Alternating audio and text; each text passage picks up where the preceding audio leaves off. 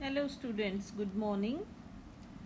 आज हम प्रबंध प्रक्रिया के विभिन्न चरणों के बारे में बात करेंगे। गृह प्रबंध के घटक या चरण कौन कौन से होते हैं, आइए उनके बारे में विस्तार से जानते हैं। प्रबंध प्रक्रिया के 3 मुख्य चरण होते हैं: आयोजन, नियंत्रण एवं मूल्यांकन। विभिन्न विद्वानों ने गृह प्रबंध प्रक्रिया के विभिन्न चरण बताए हैं। न्यूमैन के अनुसार प्रबंध प्रक्रिया के 5 मुख्य चरण होते हैं: आयोजन, संगठन, साधनों का एकीकरण, निर्देशन व नियंत्रण। लिचफील्ड के अनुसार प्रबंध प्रक्रिया क्रियाओं का चक्र है और इसके निम्न 5 चरण होते हैं। नंबर 1, विचारों को ग्रहण करना तथा अवलोकन करना, अवलोकन का निरीक्षण करना, निर्णय प्रक्रिया, क्रिया व क्रिया हेतु उत्तरदायित्व स्वीकार करना। कोटिचन के अनुसार प्रबंध प्रक्रिया के 4 चरण निम्नलिखित होते हैं: उद्देश्यों की प्राप्ति हेतु आयोजन, संपादन हेतु संगठन, योजना का क्रियान्वयन एवं मूल्यांकन। अभी जैसे कि हमने जाना कि विभिन्न विद्वानों द्वारा सुझाए गए प्रबंध के चरणों का अपना महत्व है, परंतु अध्ययन की सुविधा एवं व्यवहारिकता की दृष्टि से गृह प्रबंध प्रक्रिया को मुख्यतः 3 चरणों में ही विभाजित किया गया है: आयोजन या नियोजन, या यूं कहें योजना बनाना, जिसे हम प्लानिंग के नाम से वाकिफ हैं। नंबर 2, नियंत्रण या कंट्रोलिंग। नंबर 3, मूल्यांकन या इवैल्यूएशन। तो आइए इन घटकों के विषय में विस्तार पूर्वक समझें। सबसे पहले जो हमने बात की, नियोजन, इसे आयोजन भी कहते हैं और योजना बनाना भी कहते हैं। ये सबसे पहला चरण होता है।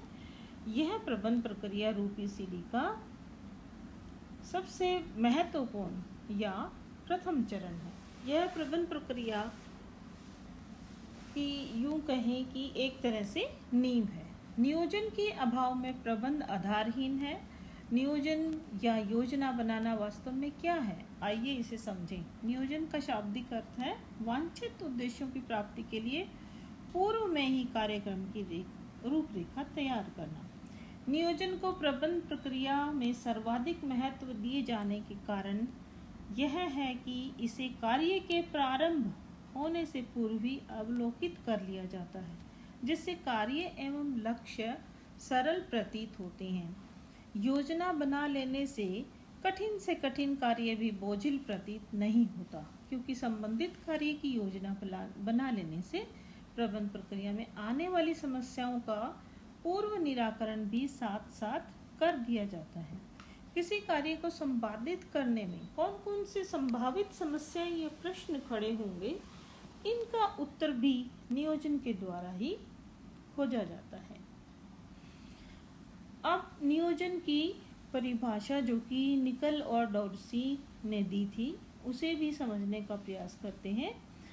नियोजन प्रबंध प्रक्रिया का पहला चरण है। इसके अंतर्गत निर्णयों की एक विस्तृत श्रेणी होती है, जो पारिवारिक क्रियाओं, साधनों और मांगों के संदर्भ में लिए जाते हैं।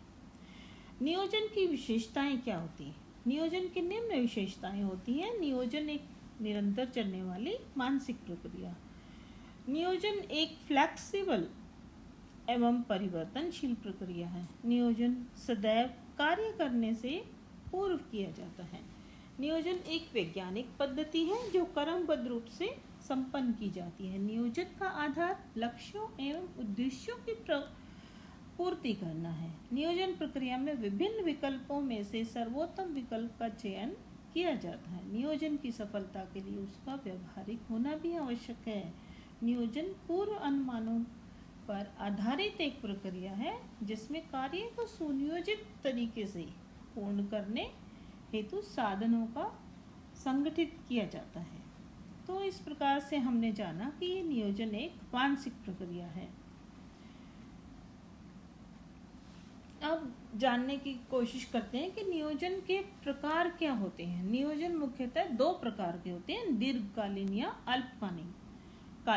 दीर्घकालीन नियोजन लंबे समय के लिए बनाए जाते हैं और दीर्घकालीन नियोजन को पूर्ण करने के लिए अल्पकालीन नियोजन भी किए जाते हैं। नियोजन के मुख्य चरण इस प्रकार से हैं: भविष्यवाणी करना, समस्या को परिभाषित करना, विकल्पों को खोजना, सर्वोत्तम विकल्प का चुनाव, उत्तरदायित्व लेना, कार्यक्रम की रूपरेखा बनाना, समय अनुसूची, बजट बनाना, क्रियाविधि विकसित करना व नीति का विकास करना। अब हम जानने की कोशिश करते हैं कि नियोजन की सीमाएं क्या होती हैं।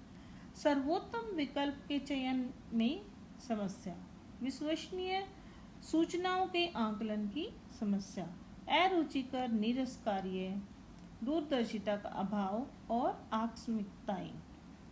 नियोजन करते समय ध्यान देने योग्य बातें: किसी भी कार्य की योजना बनाने से पहले कुछ महत्वपूर्ण बिंदुओं पर ध्यान अवश्य देना चाहिए। ये बिंदु इस प्रकार से हैं: योजना भागों में न हो, योजना परिवार में उपलब्ध संसाधनों के अनुकूल हो, योजना व्यवहारिक हो, योजना बनाकर पूर्व अर्जित अनुभवों का लाभ उठाया जा सकता है।